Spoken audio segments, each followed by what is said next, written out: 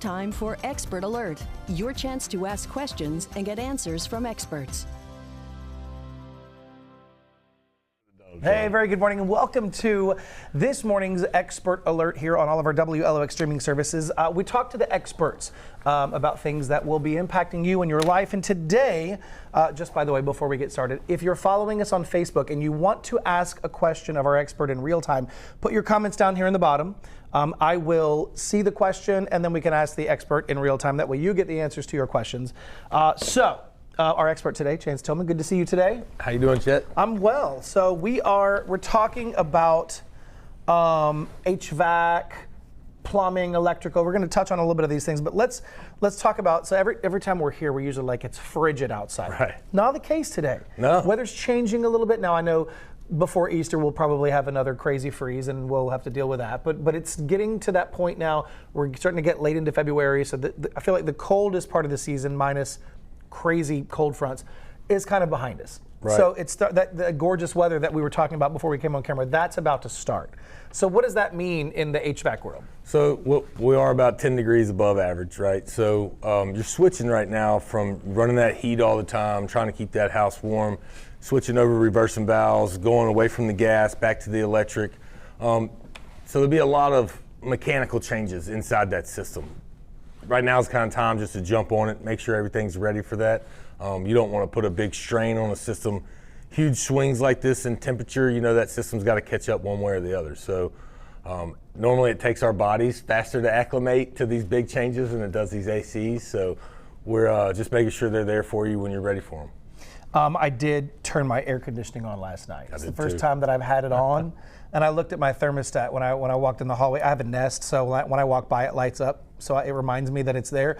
And it said 72 last night, which is normally what I have it set on during the day. But it's like it felt a little stuffier than normal for 72. And I was like, oh, we're going to put that down on 68. It's the first time it's been that low since probably September of last year. So that's that stagnant air we talked about last time. So the unit hasn't ran. It's beautiful temperatures outside. It doesn't have a lot of air changes in the home. So the air gets stagnant, starts to feel sticky, and the human skin can detect moisture quicker than temperature. So when we pick up on that moisture, that stuffy air, we're going to feel it a lot quicker. Turn that AC on. Remember, AC, the byproduct is dehumidification, but it does pull some of the moisture out of there. It was nice. It felt great. So also, this is of course, we've also talked about, this is that time of year where folks are going to probably start opening windows. Right. And letting air out of the house and letting air in the house. But when you let that air in the house, you're letting other things as well. Right, and it's based on you then to clean it, because if the system's not moving, then you're not getting it to go through those filters. The filter's not doing its job. You can put it on fan on, circulate the air, and if you have a good electronic filter, then it'll help on that. It'll also tie into your UV light. You can have it running while you're circulating air. Even when you don't need that AC, that setting on that thermostat's got it on. You can turn that on, let's get the air moving, and that'll get that sticky feeling at least out of there. Sure, and it goes without saying, I've already seen pollen on the windshield. Isn't that crazy? It It's happened like so February. fast. As soon as that cold came out, all the plants said, hey, we're back alive, good. right? Yeah, let's get going. So, it's in the air, it's in your trucks, it's in your house, it's on your shoes, it's on your clothes, it's getting in the home, right? Your home's your castle. We got to make sure we're taking care of it there. Indoor air quality is the number one thing to keep you healthy, right? Yeah, and I know it because I feel it in my sinuses. It's the worst. Right. And then you got to think, if you got kids like I do, then they're all going to school, bringing it back from everybody else too. So having that safe space, that safe haven in your home where you really got clean quality air, it's beneficial to the whole family. So let's touch briefly. You guys do plumbing, and you're gonna be including this in the plans coming up. So we're currently reaching out to all of our current maintenance members, preventive maintenance agreement, and we're letting them know that we're doing a free for them complimentary plumbing service. We're just going to come through your house, check toilets, water valves, leaky faucets, things like that. Make sure you're ready to go. Just to introduce that service from Tillman's. Speaking of that, we're about 2 weeks away, probably 2 months from going full board really with electrical, 2 weeks away from getting the license and applications done. And then that way we'll be able to take over the whole home, one-stop shop. Call me, we'll get anything you need done. When you say electrical, dive into that a little more. What do you mean by what kind of services will you offer there? So, carbon dioxide detectors, smoke detectors, electrical outlets, get that burnout in them, especially when you're using space heaters, things like that. Make sure we're changing those out, getting those fixed. Safety, that's our main thing. We're there to serve you in your home, keep it safe, keep it healthy, keep it up to code. I just want to be able to do that on every aspect of it. Tillman's be the one-stop shop. Tillman Services, we're here to do everything in your house. And listen, when you're getting those things fixed, you have to make sure that when you're repairing those, these are for the DIYers out there. I'm a DIY guy. I like to find ways to do things myself because then when there's some skin in the game, it feels better. But I know that there's code for things like this, and if you're replacing receptacles, you have to replace it with code, and I don't understand that code, and I would much rather have someone come in that understands the code, that understands the body of work, because if I don't do it right, it's not just me not doing it right. It could cause fire. There's a whole thing, a laundry list of things that could happen if you just miss one step. So some of the things we're checking for in this electrical services, we see people change their breakers out and they'll upsize a breaker. Well, the wire can't hold that amperage, so now you've made this trap that you're going to put yourself into, which can cause fires. Electrical breakers, electrical outlets being used with faulty wiring, that's I think it's up in the top 3 of houses burning. Dryer vents definitely in the top 3. So we want to come through and we want to inspect the whole thing. We want to get those smoke detectors working. We want to make sure your carbon dioxide's up to date. We want to make sure your dryer vent's clean. We want to make sure your toilet's not shaking. We want to make sure that everything in that house, that castle, is up to par for your life. Yeah, who wants to jiggle the handle every time when you go to the bathroom? Right. Man, that just jiggle the handle, running. It's fine. No, you forgot to jiggle it. Go back in there now. Who hasn't said, if you haven't said that, then you're not being truthful with yourself. If you are saying that, give me a call and let me help you out. What about folks? So I know that there's when we get into we're getting to that time of year where you're getting back out of the yard, right? And I know that there's my house has French drains, and so but it's an electrical piece there, and there's a gazebo in the backyard, and there's fans and electrical. Can you run all of that electrical? Will you be able to run all of that electrical if you wanted to have stuff in your backyard like that? We'll be able to service anything that you have. We'll be able to add electrical outlets, anything like that. I can get a comfort consultant out there, a home consultant out there. He can design and help you build pretty much anything that you see necessary. Sure. Speaking of being outside, a lot of people are doing their flower beds right now. My grandma just redid hers. It looked great this morning. So I know that when they're in and out, air changes in the house, there's a lot of things that are going on right now. I don't want to really harp on electrical because I think that indoor air quality is our biggest thing right now. I know that because everybody's fighting sinuses. Yeah. My kids are fighting sinuses. My wife's fighting sinuses. I'm fighting sinuses. So knowing what it is, where it's coming from, and how to get rid of it, right? We know ours came from going up and trying to clean the deer camp, bringing that back, after that ice storm. So we were all fighting that.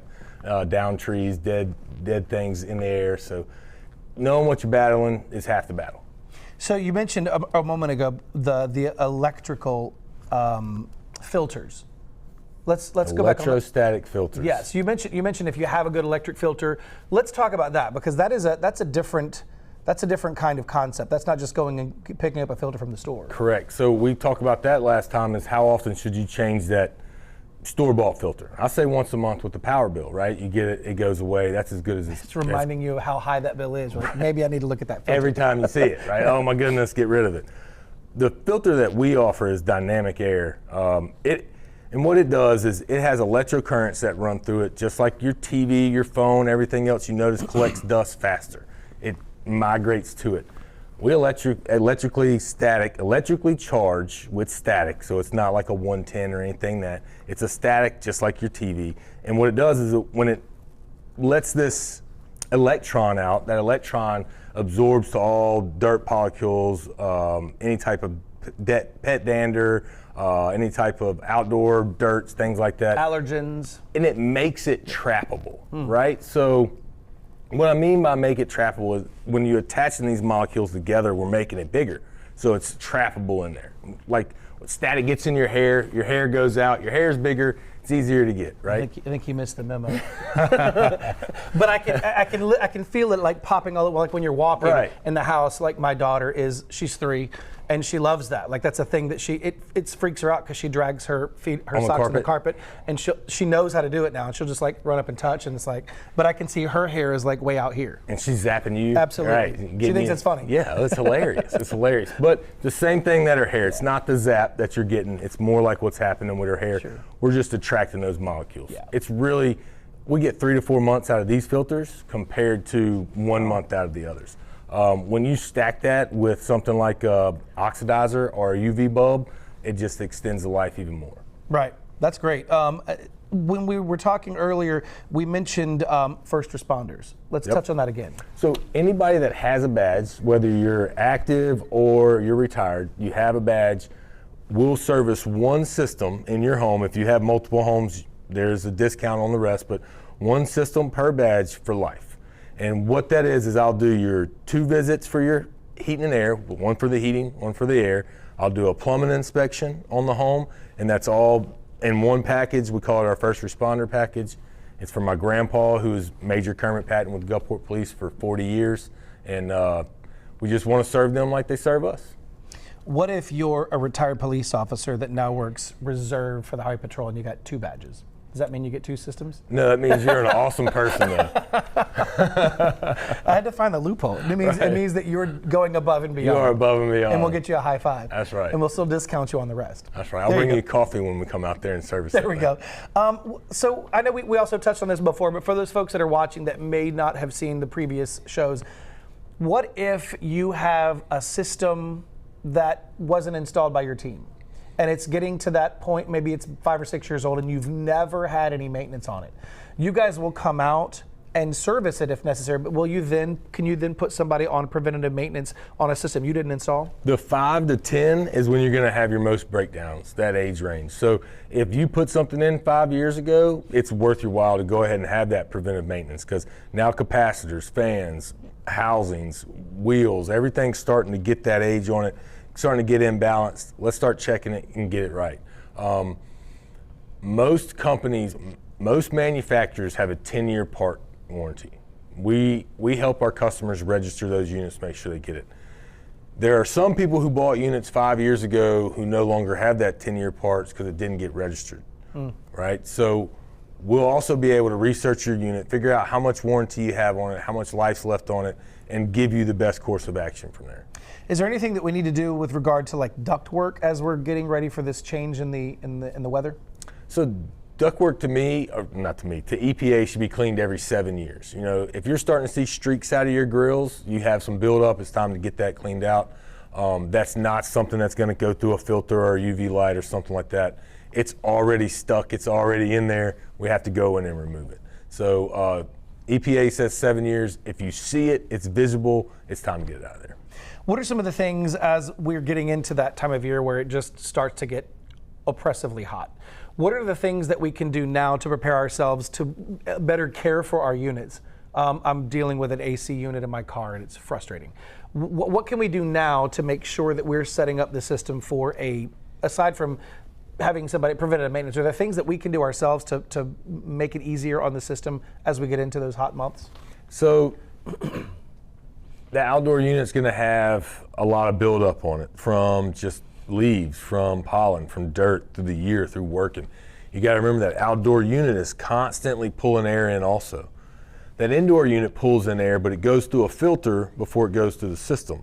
Your outdoor unit does not have a filter. So to have that thing cleaned, to have that thing worked on is really gonna make sure that it doesn't have to work as hard, you know, because when it's building up and it's blocking that outdoor cool, it's harder for it to breathe. You get fan failures, capacitors failures, you get overheated wires, you get burnouts. Let's take the caps off, the lid of it. Let's take the lid of it off, let's wash it out, let's rinse it, let's get it ready to go. You know, we got, our guys all got soap, foam, high pressure. They'll push through there and make sure that thing's got the best chance to get a lowest power bill that it can, right? Yeah, and it's just sitting out in the heat, just baking every day, all day. And I know I look in mine and there's nothing inside of it, but I also try to remember to cut. It doesn't get to the. I mean, after the the winter months when we're not really focusing on lawn care, I don't let any weeds, because there are winter weeds. Right. I don't let them get high enough where it's causing a problem. But like I make sure that it's off while I'm weed eating and cutting around it, because I've seen units that are just like caked with grass and stuff on the outside of the coil. Our kids draw their names on the coils. Yeah. So it's Push it in great and that make you lines. do that. I'm glad that you have that forethought.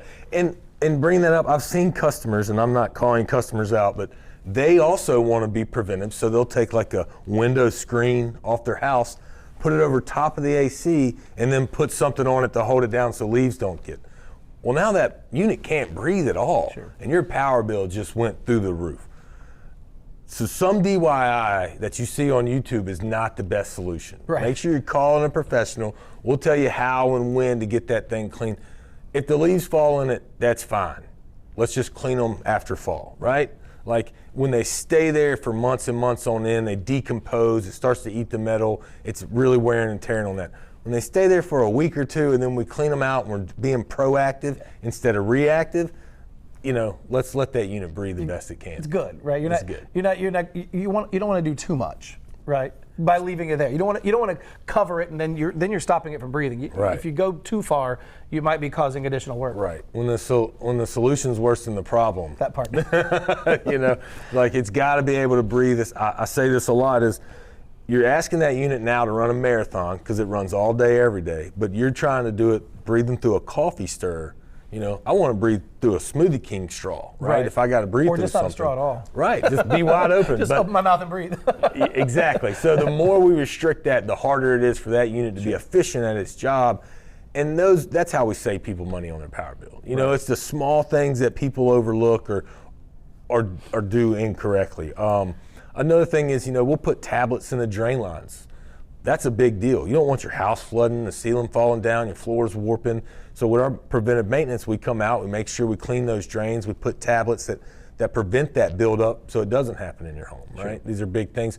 We also will flush your water heater for you. We'll just do the small maintenance things that helps that life of that equipment and that home last that much longer. Sure, perfect. I think we covered it all. Listen, if you have any questions, you see that phone number on your screen, 864-9351, tillmansheatingandair.com.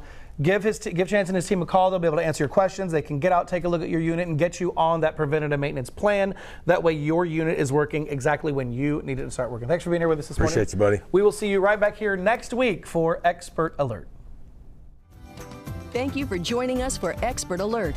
We'll feature more experts at the same time next Thursday.